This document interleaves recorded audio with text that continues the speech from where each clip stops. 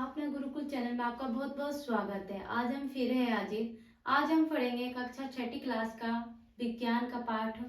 हम पढ़ेंगे विज्ञान के पाठ में 10वां पाठ है हमारा। पाठ का नाम है गति एवं दूरियों का मापन। कौन सा पाठ है हमारा?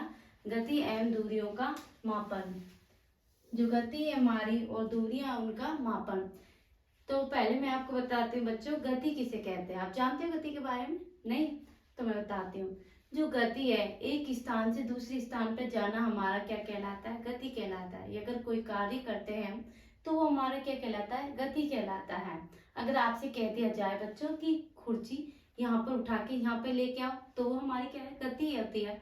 तो अगर हम कह दें कि आप बच्चों, छोटे बच्चे हो, थोड़ा तुम कहाँ चले जाओ, स्कूल चले जाओ, तो कहाँ जाओगे? स्कूल जाओगे, तो वो हमारी गति कहलाती है। ठीक है बच्चों, समझ आया आपको गति? ठीक है, तो अब आपको मैं बताती हूँ। इसमें जो हमारा टॉपिक गति एवं दूरियों के मापन में हमारा पहला पॉइंट है यातायात की कहानी। यातायात की कहानी क्या है? जानते हो बच्चों आप यातायात की कहानी के बारे में? बताती हूँ। जो यातायात की कहानी, जो अब वर्तमान में आपने देखा होगा कि हम क्या करते हैं, एक जगह से दूसरी जगह जाने के लिए हमारे पास साधन उपलब्ध है ना? तो लेकिन पहले के जमाने में तो ऐसा कुछ था ही नहीं। पहले तो साधन उपलब्ध ही नहीं थे। अगर आप मतलब पहले के लोगों से ये कह दिया जाए ना कि आप सामान लेके आ जाओ बाजार से, नहीं घर पे सामान लेके आओ, तो क्या करते थे? अपने क्या करते थे? पीठ के बल पर ही सामान लेके आते थे।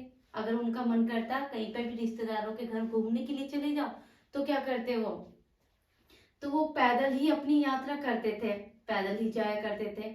तो मतलब पहले के जमाने में, प्राचीन समय में कह सकते हैं, जो प्राचीन समय में पहले यातायात के साधन उपलब्ध ही नहीं थे। कि अगर कहीं पर भी जाना पड़ता या कि कोई भी सामान लेने के लिए जाना पड़ता उन्हें बाजार भी, तो क्या करते थे? पैदल ही जाते और पैदल ही आते। या अपने पड़ोसियों मतलब अपने रिश्तेदार या कहीं पे भी उन्हें जाना पड़ता तो वो पैदल ही जाया करते थे। या भारी भारी जो सामान थे तो वो भी अपने क्या करते? पीठ के बल पर लेके आते थे। पर धीरे धीरे क्या हुआ? ऐसे ही आविष्कार होता चला गया। अगर हम बात करें यातायात के साधनों के, तो यहाँ पर पहले बाद में क्या होने लग गया था? पहिए का आविष्कार हुआ था। क्या हो गया था? पहिए का आविष्कार। पहिए का आविष्कार हो गया तो पहिए का आविष्कार हो जाने पर क्या करने लगे थे वो? बैलगाड़ी से नहीं अपना यातायात करने लग गए थे। पहिए का हो गया, उसके बाद क्या हो गया? साइकिल। अब धीरे धीरे क्या हो गया? धीरे धीरे एक तरह से नहीं क्या हो रहा है, ये परिवर्तन हो रहा है और धीरे धीरे यातायात के साधन हमें उपलब्ध हो रहे हैं। तो धीरे धीरे हमारे जैसे साधन हमारे मिलते जा रहे हैं, तो हमें क्या एक तरह से नहीं ये बढ़ते जा रहे हैं। किसकी वजह से? ये आविष्कार की वजह से भी आविष्कार हो रहा है, इसीलिए तो क्या हो रहे हैं? हमारे साधन हमें उपलब्ध हो रहे हैं। फिर साइकिल है, फिर धीरे धीरे बस है, हम कह सकते हैं मोटरसाइकिल है।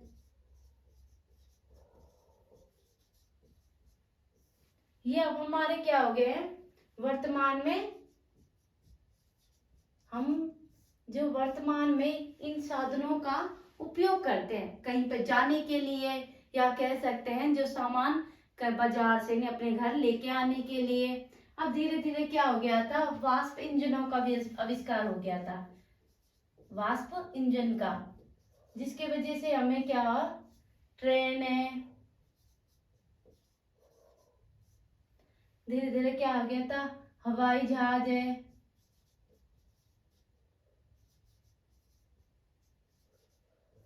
आदि का क्या होने लग गया था? आविष्कार होने लग गया। ठीक है बच्चों, जानने लगे ना आप कि धीरे धीरे जैसे पहले यातायात के साधन थे, तो पहले के जमाने में तो उन्हें क्या कहीं पे भी आने जाने के लिए कोई साधन उपलब्ध ही नहीं था। पर धीरे धीरे क्या होने लग गया था? आविष्कार होने लग गया था। पहले पहिए का आविष्कार हुआ। पहिए का आविष्कार हुआ तो क्या बैलगाड़ी है, या फिर कहते हैं साइकिल है। फिर बाद में क्या हो गया? वाष्प इंजनों का आविष्कार हुआ, मोटरसाइकिल, बस, कार वगैरह ये सब चलने लग गई। इसके बाद उन्हें वाष्प इंजन मतलब ट्रेन है या हवाई जहाज वगैरह, इनसे हम क्या करने लगे? अब साधन हमारे उपलब्ध है। अब कहीं पे भी हमें मिलना जाना होगा तो बच्चों किस प्रकार से जाएंगे? हम अपने साधनों के जरिए से जाएंगे, जो हमारे इस प्रकार है, साइकिल, बस, मोटरसाइकिल, ट्रेन, हवाई जहाज, ये सब। ठीक है, अगर हम बात करें मापन, मापन मापन। आपने देखा है कि हमारे पास अपने घरों में आपने देखा होगा बच्चों, इंच टेप होता है। आपकी मम्मी कपड़े वपड़े सीती होगी या अपना अपन क्या रखते हैं, इंच टेप भी रखते हैं घरों में। तो जो इंच टेप होता है या कह सकते हैं हमारा स्केल है, उससे स्केल को अगर मात्रक मतलब मापन, जो हमारा क्या है, ये है मार्कर, क्या है हमारे पास मापक है।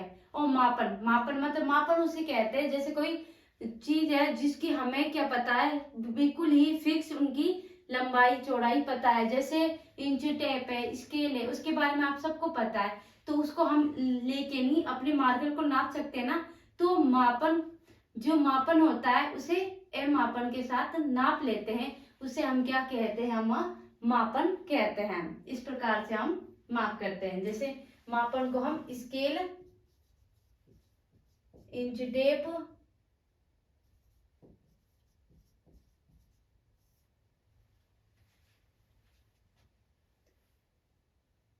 किसी भी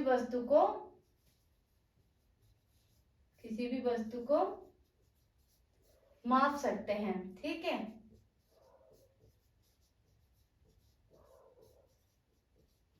अगर मैं आपसे कह दूं कि ये जो ब्लैक बोर्ड है इसको यहाँ से लेके यहाँ तक नापो, तो आप किस प्रकार से नापोगे?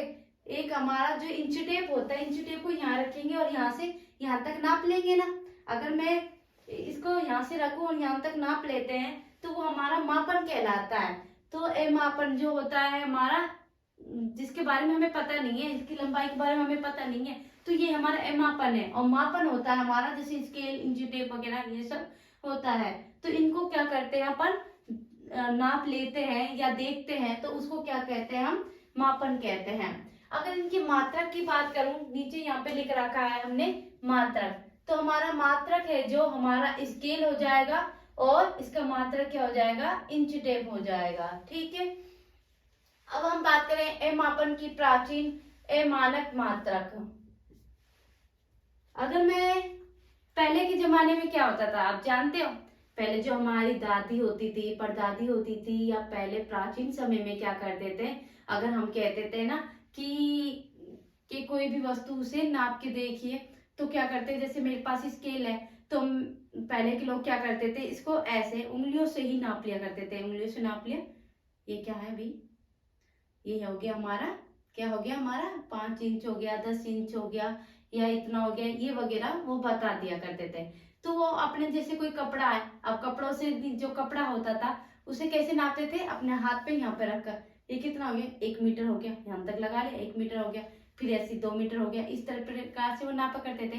इसलिए पैरों के जो पैर होते हैं उनको अपने बिलान के नाप के, बिलान मतलब पैर को रखते हैं, एक बिलान दो बिलान करके नहीं भी नापते हैं। कई बार तो क्या होता है, कोई वस्तु है मेरे पास जैसे मार्कर, अगर पहले प्राचीन समय में क्या होता था, ऐसे एक मुट्ठी रखी, ये रखा, फिर इधर को ऐसे रखा, फिर इधर को ऐसे रखा, ऐसे ऐसे करके नहीं वो नाप लिया करते थे। तो ये क्या था, एक उनका मात्रक था।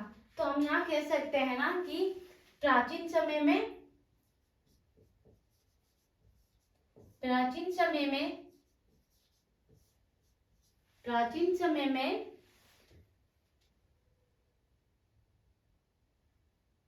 हाथ के या हाथ की उंगलियों से,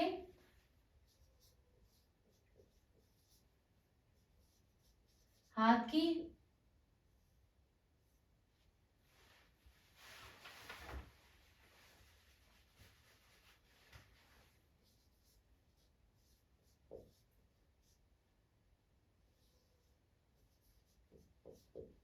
हाथ की उंगलियों से, कई बार होता है हम अपनी हाथ की उंगलियों से नाप लेते हैं। किससे लिया हमने, हाथ की उंगलियों से ले ली। इसके बाद हम किससे ले रहे हैं, पैरों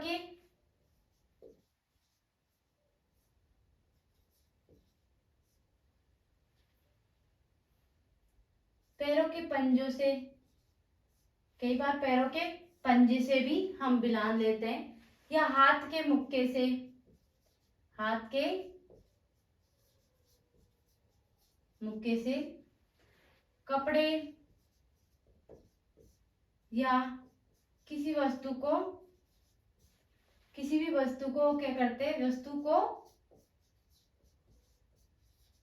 नापते हैं। ठीक है, ये पहले के तरीके थे। तो हम कैसे थे, प्राचीन समय मानक मात्रक का जो मात्रक है हमारा वो क्या हो जाएगा, हमारी हाथ की उंगली। ठीक है, या पैरों के पंजे या बिलांद, पैरों के पंजे या इनको कह सकते हैं बिलांद, पैरों के पंजे या बिलांद से नहीं, हाथ के मुक्के से, ये हमारे क्या हो गए, प्राचीन समय के मात्रक, प्राचीन समय के मानक मात्रक है। ठीक है, या कपड़ा या किसी भी वस्तु को नापते हैं। समझ आ गया ना बच्चों कि हम किस प्रकार से प्राचीन समय में नापते थे अपने कपड़ों को या किसी भी वस्तु को। अब हम बात करते हैं अपनी मीटर पद्धति की। मीटर पद्धति क्या थी, ये मीटर पद्धति जो फ्रांसी थे,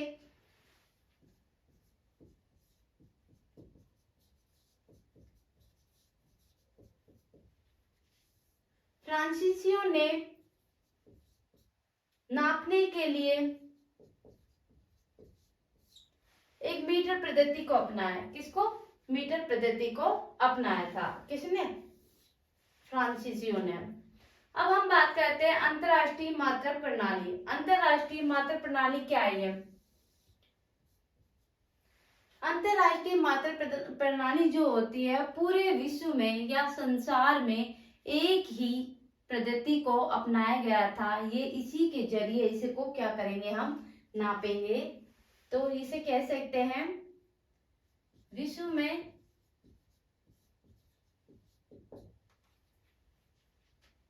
इस पद्धति को, इसे नापने के लिए इस पद्धति को अपनाया।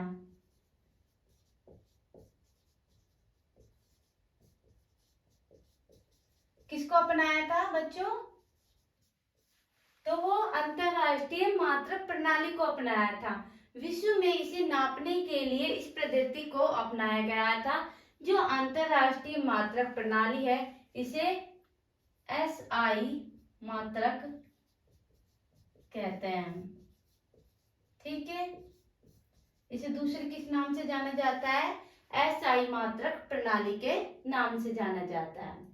अब हम बात करते हैं अपने सेंटीमीटर की। किसकी बात करते हैं हम? अपने सेंटीमीटर। 1 मीटर में 100 सेंटीमीटर होता है। ठीक है, जो हमारा सेंटीमीटर है उसमें क्या है, 1 मीटर में 100 सेंटीमीटर होते हैं। अब हम बात करते हैं मिलीमीटर की। जो हमारा मिलीमीटर है वो हमारा 1 सेंटीमीटर बराबर में 10 मिलीमीटर होता है। ठीक है, और किलोमीटर की बात करें हम अपने,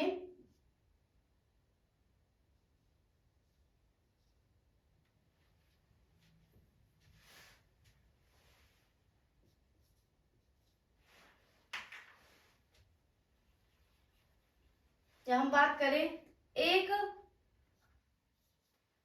एक किलोमीटर की, जो हमारा किलोमीटर है, किलोमीटर, ये जो सेंटीमीटर है ये हमें अपने कपड़ों में नापने के लिए भी चाहिए होता है। तो 1 मीटर में 100 सेंटीमीटर मिलीमीटर दूध को नापने के लिए भी हम उपयोग करते हैं। किलोमीटर हमें, अगर हम बात करें कि हम अपने घर से विद्यालय कहीं बहुत दूर है तो उसे नापें, तो हम किस प्रकार से नापेंगे? तो उसे हम किलोमीटर के जरिए नापेंगे। ठीक है, कि ये कितना किलोमीटर है। जैसे हमारे घर से लेके कहीं पे दूर है तो कह सकते हैं बाजार हमारा 10 किलोमीटर दूर है या 15 किलोमीटर दूर है, तो हम 1 किलोमीटर बराबर में 1000 मीटर। ठीक है, अब हम लंबाई मापते समय बरती जाने वाली सावधानी। जो हम लंबाई है, लंबाई मापते समय बरती जाने वाली सावधानी कि मैं कहूँ, जैसे ध्यानपूर्वक सुने, यहाँ पर देखो बच्चों कैसे, जैसे ये मेरा मार्कर है। ठीक है, मैंने बोला यहाँ से यहाँ तक नापना है आपको। ठीक है, यहाँ तक नापा, ये यहाँ तक आ गया। ठीक है, यहाँ पे आ गया। लेकिन क्या है, जैसे ये मेरा इंची टेप है वगैरह, या कह सकते हो स्केल है, जो यहाँ से यहाँ तक नापा तो पूरा का पूरा यहाँ पर लिखा हुआ है ना, कि यहाँ पे लिखा हुआ है, क्या लिखा हुआ है, 8 है ना, 1 2 3 4 5 6 7 8 लिखा हुआ है यहाँ पे, है ना। तो इसको मैंने ऐसे मान लिया, समझ रहे हो बच्चों आप।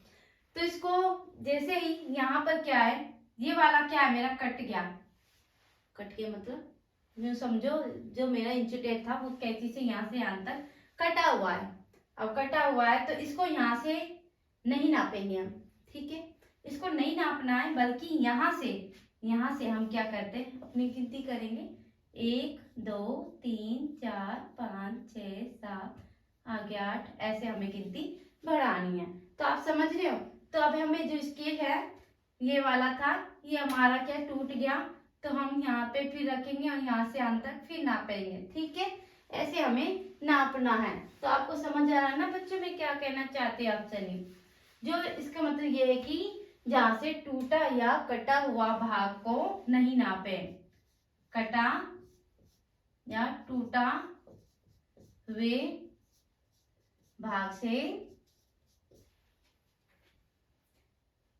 भाग को कपड़े पर रखकर ना नापे, ठीक है। जो कटा या टूटा हुआ भाग है उसे कपड़े पर रखकर ना नापे, बल्कि जो आगे से नहीं उसे आगे से नापे, ठीक है। मतलब इसका मतलब ये है आगे से नापे, ठीक है। ये जैसे मैंने बता भी दिया आपको, ये हमारा टूटा भाग है तो यहाँ से चालू करना में 1 2 3 4 5 6 7 8, समझ रहे हो। ये हमारा क्या हो गया भाई, टूटा और कटा हुआ भाग हो गया। अब हम बात करते हैं इसी पॉइंट पे, जैसे कोई हमारी इंच टेप है। अब इंच टेप हमारी है क्या, हमारी लंबाई, ठीक है। तो इंच टेप हमें यहाँ पर रख के यहाँ पर ही हमें क्या करना, अपने क्या करना है, जो भी कोई वस्तु को नापना है, ठीक है। इस प्रकार हमें अपनी वस्तुएं नापनी है। अगर मैं इसे चौड़ाई में रखूंगी तो हमारी स्केल भी ऐसा होना चाहिए। तो वस्तु की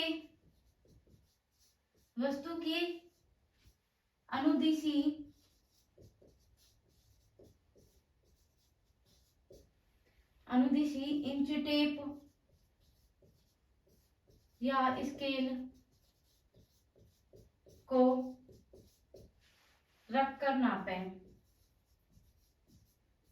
ठीक है। हमें इसी प्रकार नापना है, ठीक है। समझ आ रहा है बच्चों। किसी वक्र की लंबाई का मापन, आप क्या कहना चाह रहा है इसमें ये टॉपिक, जो किसी वक्र की रेखा की लंबाई का मापन। अगर मैं आपसे कह दूं ना कि ये ऐसे ऐसे मतलब एक लंबाई को नापो, तो आप क्या करोगे, इंच टेप को लेकर आओगे, यहाँ पे यहाँ से अंत तक अपना नाप लोगे खुद का, ठीक है। लेकिन अगर मैं आपसे कह दूं इस प्रकार की आप कोई रेखा बनाइए और आप इसको यहाँ से लेके यहाँ तक आप मुझे नाप के बताइए, तो आप किस प्रकार नापेंगे बताओ बच्चों। तो हम यहाँ पे यहाँ से यहाँ तक इंच टेप तो नहीं रख सकते ना, क्योंकि जो सीधा मार्ग होता है, मतलब सीधी जो चीज होती है उस पे तो हम रख के डायरेक्ट जल्दी से हम बता देते हैं, इंच टेप को रखते हैं और जल्दी से बता देते हैं कि वो कितना इंच है। लेकिन इस पे क्या रखेंगे हम बच्चों, आपके समझ में आ रहा है क्या रखना है, कुछ आइडिया। तो यहाँ पे हम क्या रखेंगे, धागा। तो ये हम अपना धागा रखेंगे, यहाँ से न्यू धागा, यहाँ से यहाँ तक धागा रखने के बाद हम क्या करेंगे, इसे नाप लेंगे और नापने के बाद ही धागे को जिस प्रकार हमने नापा उसी प्रकार हम अपने इंच टेप के पास उस धागे को रख लेंगे, तो आराम से हमें क्या पता लग जाएगा, इसकी लंबाई का पता लग जाएगा। तो यहाँ पर लिख देती हूँ मैं इंच टेप, ठीक है। इंच टेप से जो धागा है उस धागे से हम पहले नाप लेंगे, नाप लेने के बाद में फिर हम इंच टेप पे उसी लंबाई को नापेंगे, ठीक है। अब हम बात करते हैं विराम वस्तु और गतिशील वस्तुएं। जानते हो बच्चों कि विराम वस्तु और गतिशील वस्तु किसे कहते हैं। आपने अपने घरों में भी देखा होगा कि विराम वस्तु और गतिशील वस्तु कौन कौन सी होती है। कि जो विराम वस्तु है जो स्थिर रहती है, अगर मैं आपसे कह दूं ना, ये ब्लैक बोर्ड, ये हमारे क्या है, विराम वस्तु है। विराम वस्तु वो वस्तु होती है जो एक ही जगह रहती है। अपने घर में देखो आप, कौन कौन सी वस्तु है जो विराम वस्तु है। आप मुझे कमेंट करके बताएं कि कौन सी वस्तु है जो बहुत ही, जो विराम वस्तुएं होती है हमारी, और गतिशील वस्तुएं, ठीक है। लेकिन मैं आप बताती हूँ आपको यहाँ पर, जैसे यहाँ मेज या टीवी, ठीक है, आदि। आप भी सोच के बताएं कि विराम वस्तु कौन सी वस्तु होती है। आप अपने घरों में देखो और हमें बताइए। फिर गतिशील वस्तु कौन सी होती है, घड़ी की सुइयां, घड़ी की सुइयां। और घड़ी की सुइयां के अलावा और क्या होता है, गतिशील वस्तु मतलब गतिशील गाड़ी,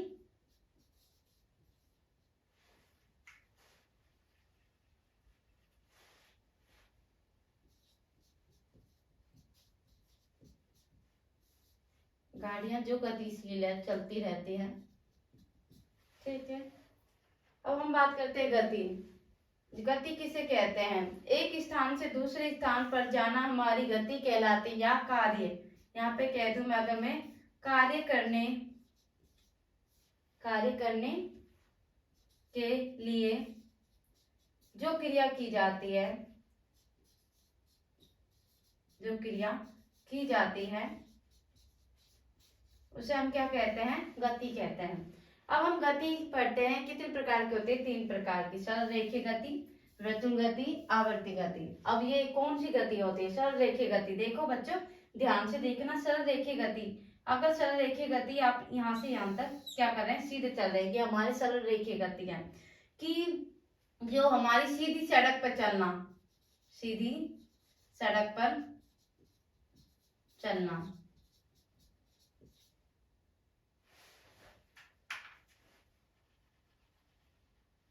सीधी सड़क पर चलना हमारी कौन सी गति कहलाती है, सरल रेखीय गति कहलाती है। जैसे आपने देखा होगा कि मार्च पास्ट